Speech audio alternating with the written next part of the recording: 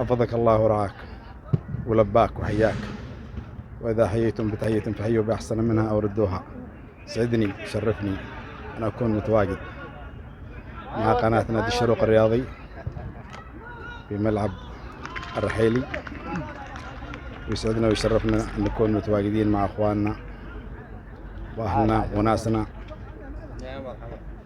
نتواجد يعني بهذا الملعب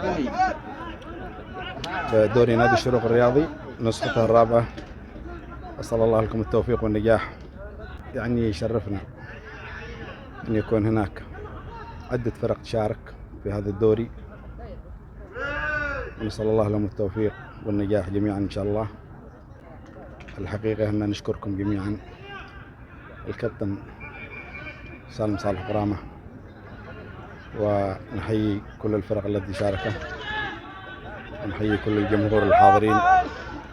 وهذا الدوري يعتبر يعني مش في المملكة العربية السعودية كامل، هو في جدة، في جدة، وهذا كلها شباب يعني جدة أبناء بني بكر.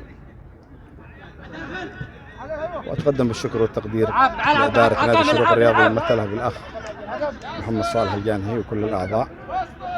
نسأل الله لهم التوفيق والنجاح والتقدم، ونبارك للأخ العزيز محمد الحقبي على تعيينه نائب الكابتن صلاح بن نصر في دائرة العلاقات العامة.